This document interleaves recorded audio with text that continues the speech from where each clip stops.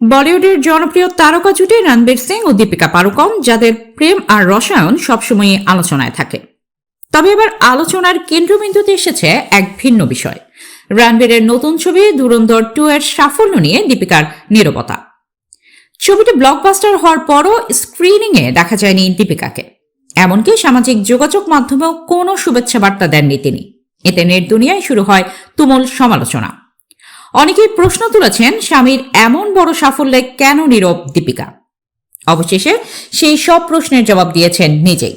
তবে রাগ নয়, বরং হাস্যরস আর বুদ্ধিমত্তার মাধ্যমে ট্রোলারদের চুপ করিয়েছেন এই অভিনেত্রী। একটি ভাইরাল রিলের কমেন্টে এক ভক্ত প্রশ্ন করেন, তিনি কি ইচ্ছে করে চুপ ছিলেন নাকি বিষয়টি অতিরঞ্জিত করা হচ্ছে? জবাবে দীপিকা লেখেন, দ্বিতীয়টি আমার বন্ধু, আমি ধুরন্ধর 2 তোমাদের সবার আগেই দেখে ফেলেছি। এরপর মজার ছলে যোগ করেন, এবার বলো কার মজা হলো। এই ছোট্ট মন্তব্যই মুহূর্তেই ভাইরাল হয়ে যায়। ভক্তরাও তার পক্ষে দাঁড়িয়ে সমালোচকদের জবাব দিতে শুরু করেন। অনেকের মতে কাউকে সমর্থন করতে সবসময় প্রকাশ্যে আসার প্রয়োজন নেই। আবার কেউ মনে করিয়ে দেন, একই ছাদের নিচে থাকা দম্পতির ক্ষেত্রে আলাদা করে শুভেচ্ছা জানানোর প্রয়োজন পড়ে না। উল্লেখ্য, গলিওকে রাসলীলা রামলীলা ছবির সেট থেকেই শুরু হয় এই জুটির প্রেম। পরে 2018 সালে বিয়ে এবং 2024 সালে কন্যা সন্তানের জন্মের মাধ্যমে তাদের সম্পর্ক আরও পরিপূর্ণতা পায়।